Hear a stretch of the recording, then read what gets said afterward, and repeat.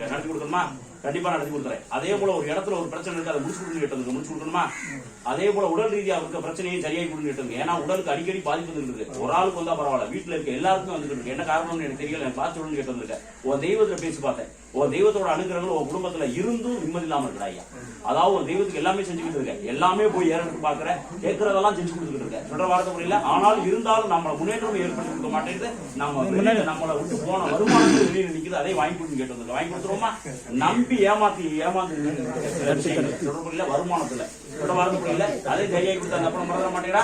கண்டிப்பா வாங்கி கொடுத்தா அந்த அப்புறம் மறந்துட மாட்டேன். எந்த ஊர்ல இருந்து வர சரியா கொடுத்தா அந்த அப்புறம் மறந்துட மாட்டேன். ஒரு தெய்வத்தை கண்டிப்பா வீட்டுல வந்து பிடிச்சு நுப்பாட்டி கொடுக்குறேன். அதே போல நல்ல வார்த்தை எடுத்து செய்கிற அளவுக்கு உங்களுக்கு பக்கபலமா பாதுகாப்பா வந்து நுப்பாட்டி கொடுத்தா அந்த அப்புறம் மறந்துட மாட்டேன்.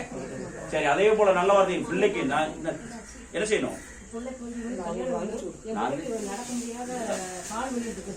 சொல்லிக்கிறேன் மகளே, நான் சொல்லியிருக்கேன், எதையுமே மாற்றி சொல்லலையே.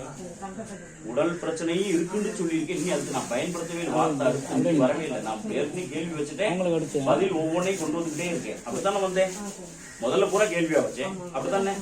நல்ல வார்த்தை இப்ப ஒவ்வொன்றுக்கும் பதில் சொல்லிட்டு வரேன். இப்ப தெய்வ காரியத்தை முதல்ல தொடர்புல ஒரு பக்கபலமா கூட வந்து நிப்பாட்டி கொடுத்துறேன், நானும் வந்து நிக்கிறேன். அதே போல நல்ல வார்த்தை வழி நடத்துறதுக்கு ஒரு தெய்வத்தையே முன்னாள் நிப்பாட்டி கொடுக்குறேன், மறந்துடக்கூடாது. அதே போல வீட்டுல உடல் பிரச்சனை இருக்கு, உங்களுக்குமே உடல் பிரச்சனை இருக்குன்னு வார்த்தையை வச்சேன், கவனிச்சிங்களா?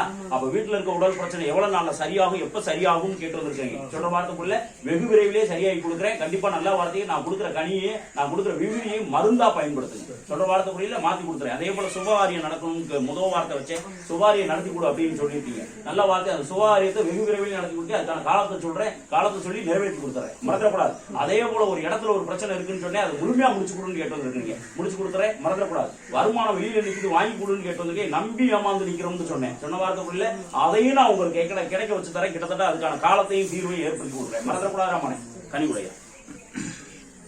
இந்த இதை நீ மஞ்சள் துணியால் முடிஞ்சு வச்சுக்க, 11 ரூபா காணிக்க வச்சுக்க, பக்கத்திலே 11 ரூபா காணிக்க வச்சுக்க, விடாம விளக்கு கூட ஒரு 11 நாளைக்கு 11 நாள் போடு. உனக்கு தடை இருக்கு, அந்த தடையை உடச்சு கொடுக்குறதுக்காக சொல்லியிருக்கேன். சொல்ற வார்த்தைக்குள்ள உனக்கு சுபகாரியம் வெகு விரைவில் நடத்தி கொடுக்குறேன். மிஞ்சி போனா நல்ல வார்த்தை கேட்டுக்கணும், 3.5 மாசத்துக்குள்ள முடிச்சு கொடுக்குறேன், மறந்துடக்கூடாது. இதே போல எனக்கு பத்திரிக்கை வந்து வச்சு என்ன அழைச்சிட்டு போகணும். சொல்ற வார்த்தைக்குள்ள இப்ப இந்த கனி கொடுத்துருக்கேன், இதை நல்ல வார்த்தை கேட்கணும். அதாவது தொழில் ரீதியா முன்னேற்றம் ஏற்படுத்தி கொடுக்குறேன், வெளியில இருக்க வருமானத்தை வாங்கி கொடுக்குறேன், உன் தெய்வத்தை வீட்டுல வந்து பாட்டி கொடுக்குறேன். இதுல 11 ரூபா காணிக்க எடுத்துச்சு. அதே போல நல்ல வார்த்தையை 101 ரூபா காணிக்க எனக்கு முடிஞ்சு போய் பக்கத்திலேயே, மறந்துடக்கூடாது. 101 ரூபா காணிக்க, அந்த காணிக்க நல்ல வார்த்தையை உன் பிள்ளைக்கு சுபகாரியம் நடக்கும் போது எனக்கு கொண்டு வந்து செலுத்திடுறேன், மறந்துடக்கூடாது. அது மட்டும் இல்லாம நல்ல வார்த்தையை இதுக்கு முன்னால தினமும் 11 ரூபா காணிக்க எடுத்துக்கு விடாம விளக்கு போடுறோம்னு நீ 48 நாளைக்கு பெரிய கனி 3 கொடுங்க இந்தா, இதை உங்க உடலுக்கு பயன்படுத்திக்கோங்க. இந்த கனியை மறந்துடக்கூடாது. சாப்பிடல குடிக்கிறது, இதை பிள்ளைக்கு போய் கொடுத்து உடம்புல தேய்ச்சி விடணும். சாப்பிடல பயன்படுத்து, குடிக்கிறதுல பயன்படுத்தி, எல்லாமே 5 நாளைக்கு பயன்படுத்தும். ஒன்னு 3 நாள் பயன்படுத்த பெருசா, ஒரு சின்னதா 2 நாளைக்கு பயன்படுத்தும். சாப்பிடல குடிக்கிற உடம்புல தேய்ச்சி விடணும். இந்த விவிதியும் உடம்புல போட்டு தேய்ச்சி விடணும். குடிடாமலே நல்ல வார்த்தை சொன்னதெல்லாம் சரியா செஞ்சுக்கோங்க, மறந்துடக்கூடாது. அதே போல கண்டிப்பா அதாவது உங்க கூட பக்கபலமா பாதுகாப்பாவும் நானும் வந்து நிற்பேன். போயிட்டு